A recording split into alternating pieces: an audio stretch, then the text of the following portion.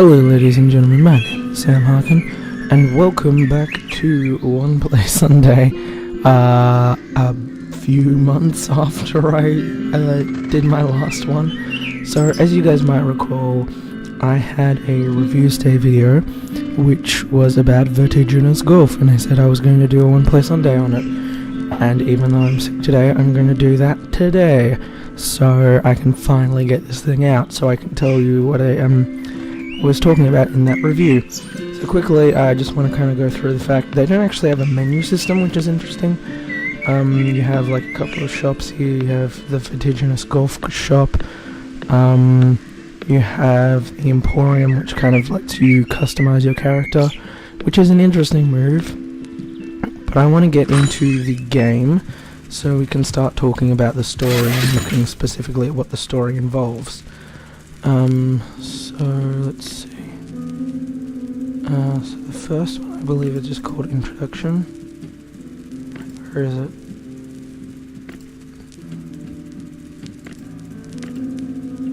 Okay, here we go. So I'm going to actually go through two of these because the first one doesn't really reflect the actual plot that much, but I thought it would be good so you guys actually understand kind of the world that this is set in. So yeah, and that is my character.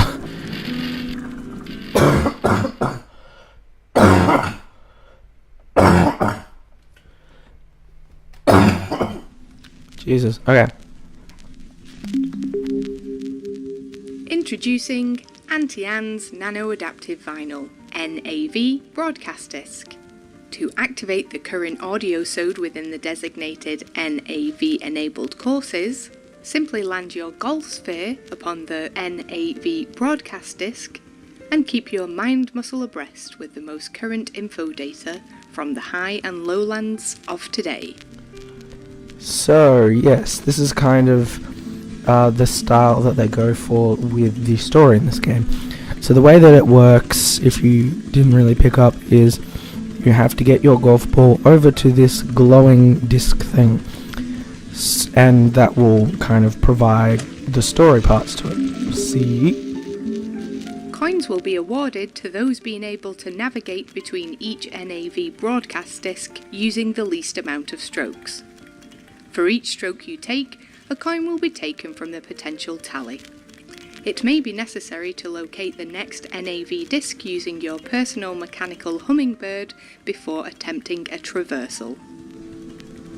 I've got a feeling this is going to be very awkward and very all over the place with the review, but as previously mentioned, you can actually use this little hummingbird to kind of figure out where everything is located, which is kind of a cool way of doing things, but I'd also argue that it's kind of more a testament to how awkward the gameplay is. Like, it's very needlessly complicated, and it gets so complicated that it kind of loses its meaning after a while. All NAV discs must be cleared in order to infiltrate the final golf sphere receptacle and ensure your progression to the next area. Remember, you can rewind your mistakes, so keep calm and carry on. So yeah, as the talking sphere thing said, you can't actually get to the end of a hole without getting all of the audio logs kind of thing. So that was kind of one of the issues that I had in my review, where I said that it was kind of invasive because you can't really play the game without going through all the story stuff. Like, you can't ignore it. If you ignore it, then they won't let you finish the game. So I think that's probably one of the things that is very irking about the whole idea. And here is your update coming all the way from LAND, London Audio News Dispatches, and the voice of our single and singular nation of two cities, your Auntie Anne. So yes, I'm going to try and give my review in between all the audio log things, in case you guys want to actually hear what the story is about. I mean, there's going to be like all the subtitles and everything there, so if I do accidentally talk over something, you can still read it. To all, a welcome to all. This is your Auntie Anne in another glorious sunny day, where we peek over the clouds to the horizon, ever glittering and golden. A winning lottery prize for so many of us, in a competition we didn't even know we'd bought tickets for. Yet as always, we must remember those we left behind down below. Yeah. I mean, it just annoys me how it kind of reaches into very poetic kind of ways of doing things. I am honoured as always to be speaking to the high, and also those from the low visiting through the sigh marvel of psych sending to the illumilus e-fields of the vertiginous sphere for another round or thrice of vertiginous golf. Even another hour for us in the highland of New London is another 60 minutes to give thanks to our King Leopold the Great for saving us from a black death of ground pollution. So, I mean, the good thing is, eventually it gets harder and it gets to the point where I'm definitely going to have way too much time on my hands to be talking about the story, because it gets pretty complex pretty quickly. There was a fan there. The issue that I have with this game is it's basically a mini-golf game, but as you'll find out, it ends up having a story that's very kind of political and over the top. Yet, we must also look down to the lowland of Scudborough and close our eyes, send them well wishes, and promise that one day, when the skies and time rightly align, they will be with us to share the clean air and avenir oxygen of our new world. There will be a takeover from beneath. So, yes. So, if you can't see where this is going, basically the idea is that we are in this kind of high-flying society that has been brought up because of environmental issues, and as such, the rich people are in the sky and the poor people are not. So, it becomes very much a kind of like, look at how badly we're treating poor people thing, kind of like Gattaca. And they bring in stuff about like terrorism versus like if they're actually freedom fighters kind of thing. And the thing that bothers me is that like this is a mini golf game and they're trying to create such political commentary on a mini golf game. I mean, I think we're probably going to end up getting into a very philosophical discussion about narrative in video games, but it just doesn't feel like it goes well together, is the issue that I really have. Let it not be consigned to info oblivion that we too were born bound to the neathland of our forefathers, strangling on its taut and tenuous umbilical cord, until our good and great Edward V. Frohlich's discovery of the syntheticity cut those asphyxiating ties and allowed us to become sky high, floating yet stable, vertiginous yet safe. And because of wealth, we were to be the first to take flight, whilst the underneath world of our scud siblings stayed to try and challenge the polluted darkness. See, this is a really simple example of what I meant by having invasive storyline. In a situation like this, that is a good tea shop. However, as much as I'd love to be able to like kind of go 1, 2 and get it in, I have to kind of take a detour specifically for the story. And that just seems very perplexing and counterintuitive to the idea of trying to get the least amount of shots. I believe, as your loyal, kindred kith and kin, who at all times gives you her all, both high and lowland, a voice of hope and help. But I am here till the end of days, with an oath to shine a light upon Scudborough and bring them up to our air equivalents, pulling them away from the scourge of fog, smoke and soot that we chosen royals were so lucky to ascend away from Only a year of yesterday. We have taken the high road, but we promise to Scudborough that there are other avenues to investigate. Over and out.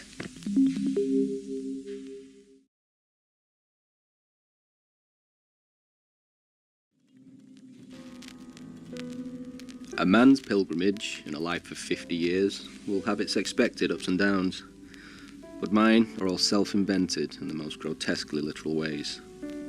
To see the classes of the high and the low, to know deep down in the pit of my stomach where that heaviness lies, breathes and feeds, to know that it is all my fault, well, to live with that truth is to not truly live. We are in the middle. Where do you stand?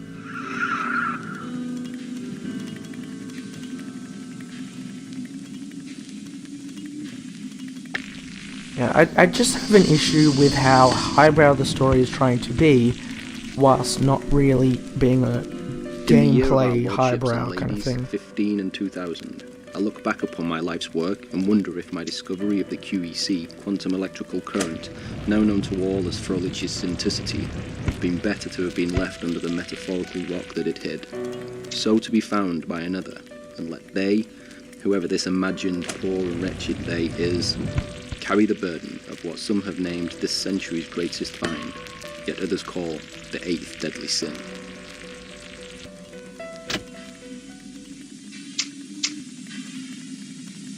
Yeah, so it kind of brings in this whole...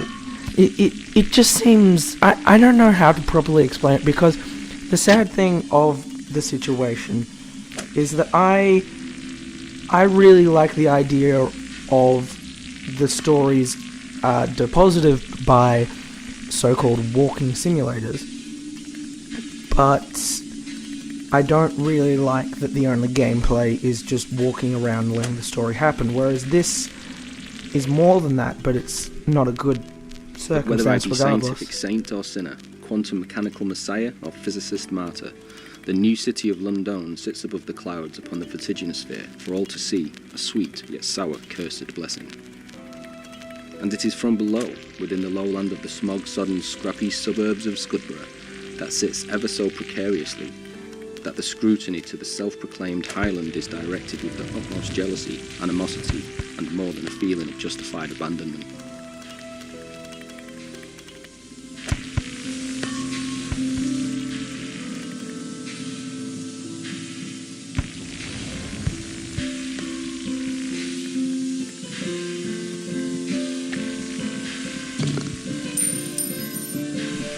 I think we might have to see how long this thing goes before I start deciding whether or not I actually do want to do both parts, because I think ultimately the point that I'm trying to get across is Yet have we not pretty forsaken simple them? and Have we pretty not allowed King Leopold to fatten the rich pigs and starve the lowly calves?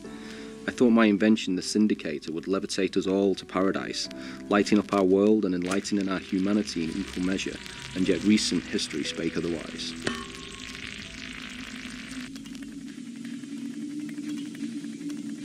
I think the thing that is going to be missed out from the other part, though, is the fact that they get into the point where they start reciting poetry.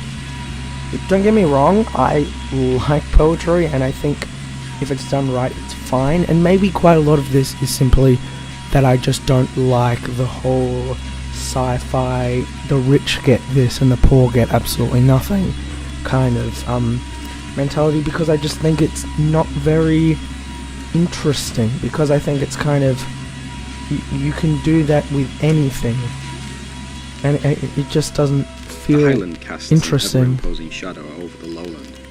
So what can I do? Is it in my power to create change, bring us together again? Or is this cityscape schism irreparable? Does distance grow day by day? Is there any way to turn the clock back? Especially when masses will not listen to reason. Except from one voice that speaks for all.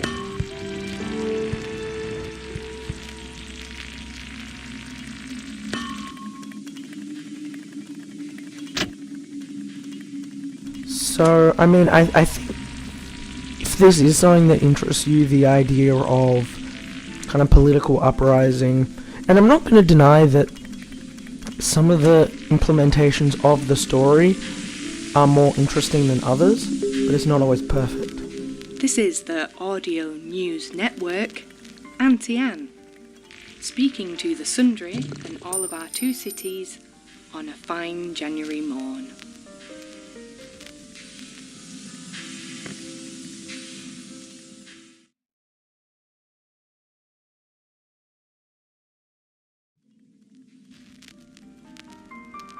Morning to the modernity of New London and the antiquity of Scudborough. Welcome once, twice, thrice and all. Since the introduction of vertiginous golf in the lowland, we have seen an evolution of their previously antediluvian state. Pale skin has grown ever rosy. The frailty of their failing bones have firmed and become vital. Their mind muscles strengthened as the psych link with their VG avatar grows exponentially with every use. So I feel like this is a really simple example of one of the situations where it's actually done not well, but is much more engaging than just telling the story. Because as you can see, like off to the right here, you can see like London, Scudborough and all that kind of stuff being in the squalor and stuff.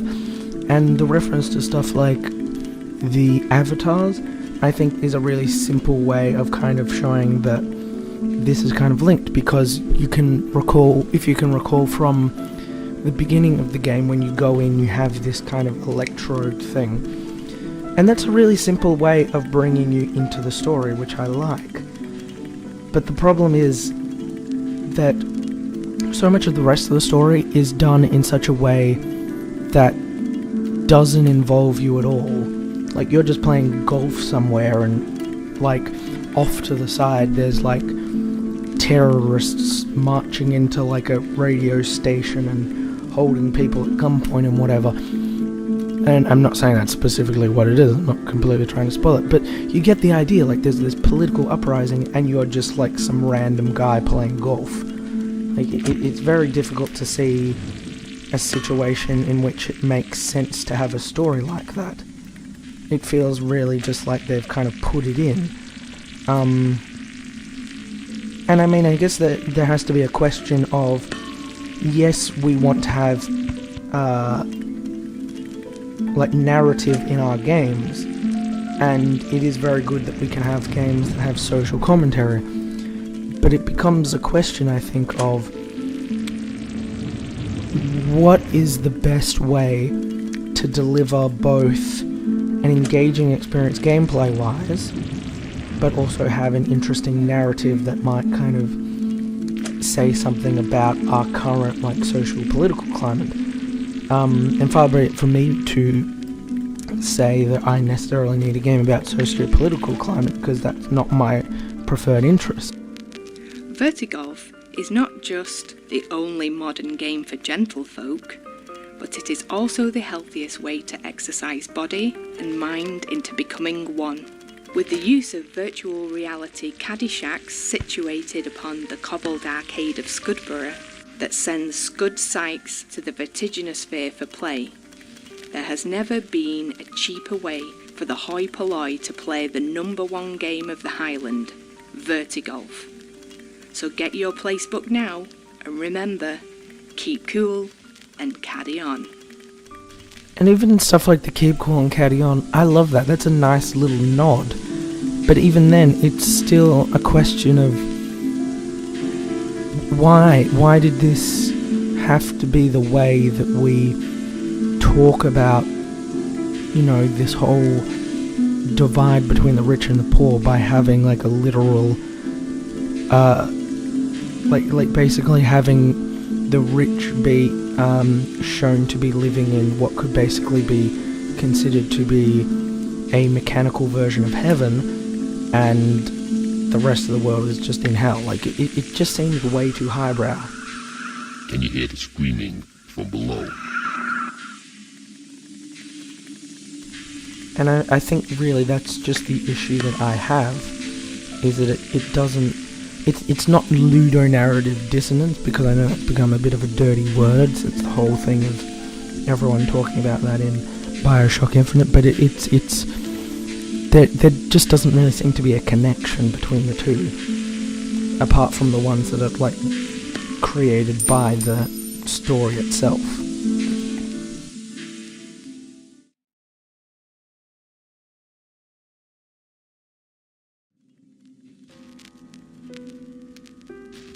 Cheap to play, cheap indeed. A cheap pound of my flesh for a cheap pound and a penny. Yeah, see, that's just Two, really or three, over the or top. 4,000. But as my bank account grew in worth, my soul lost its very weight in gold. Not early, but only thrice years since my discovery of the quantum electrical current that I named synticity, as it powered, fed, and illuminated my syndicator machine to suspend the vertiginous sphere above the lowly. I realized my invention had desecrated my own rule of thumb. Either a ruled or a ruler be.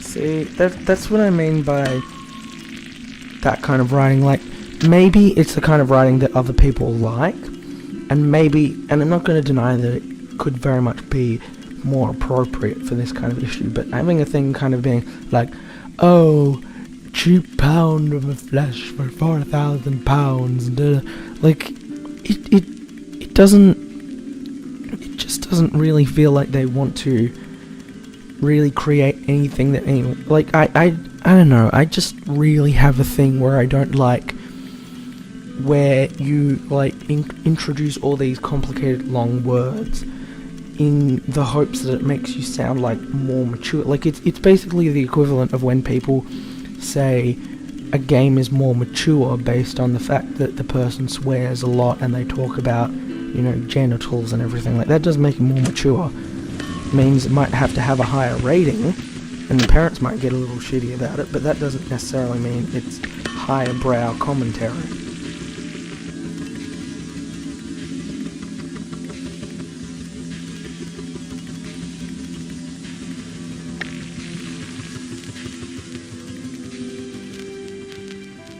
To try and right umpteen wrongs with at least one good turn, I pleaded with the king to allow the lowland of Scubbra to have an opportunity to play vertigolf, another of my inventions. I saw it as a way to make amends, to draw even a small line between our continuously diverging cities. And King Leopold jumped far too quickly into this agreement, as he saw it as a way of taking the very last pound, penny and shilling of the lowlanders.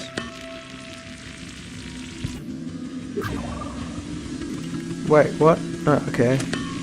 Also, you can rewind, but I accidentally did it that time.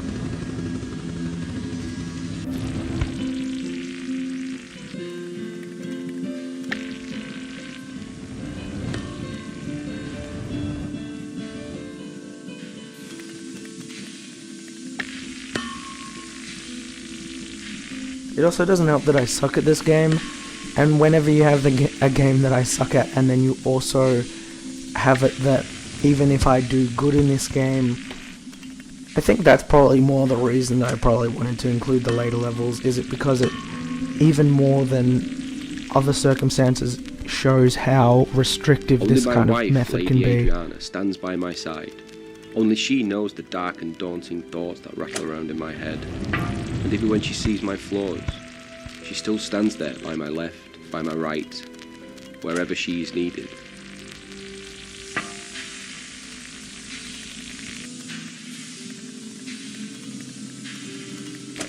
So I think I might not do the second part, but just understand that, and I mean, it is kind of true even in this circumstance, I was in the right area and I had to go backwards specifically so I could pick up that bloody audio log. Like, that seems unreasonable. Like, I've never played a minigolf game that forces you to go the wrong way for a little bit because they want to show you more of the story. Like, it just seems a really ridiculous way of doing things.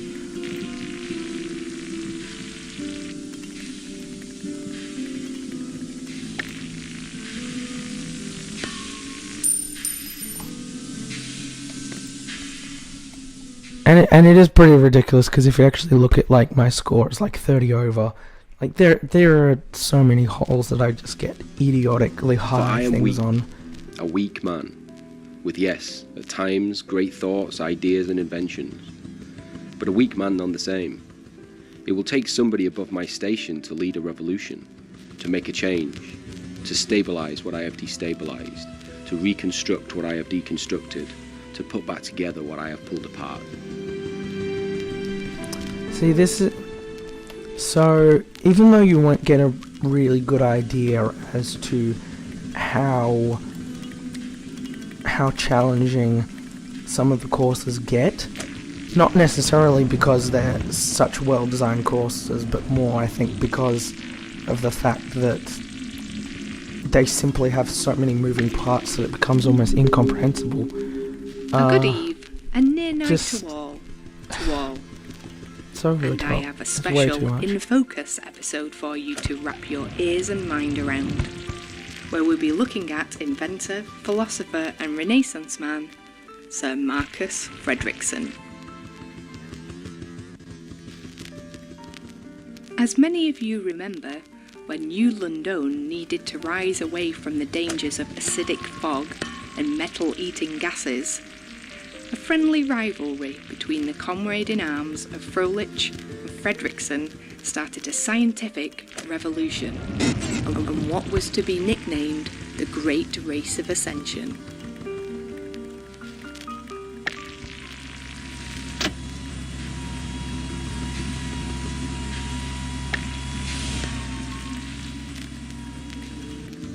On one side, Sir Froelich and his syndicator, and on the other, Sir Fredrickson and his floatilator. As it is now signed, sealed and delivered into history as a fact that Froelich came through quicker, and not only did he win, but we all won, and enjoyed the succulent fruits of his labour, as after he rose to the challenge, we rose to safety.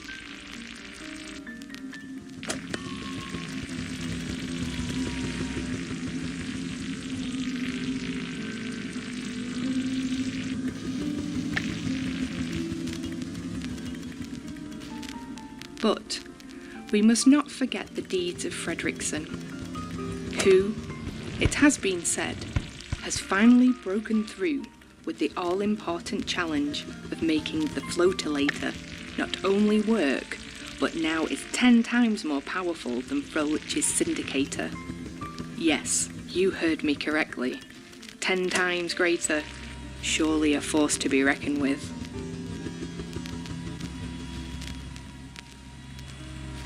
This of course means that the proverbial phoenix from the ashes will finally rise as it has been meant to do in perpetuity. For it can only be a mere breath's whisker of time before Scudborough joins its city sibling, New London, and the lowland can know finally what it's like to be literally So I think that's actually the high end of the on first life. course. So I think is it? Yeah, it is.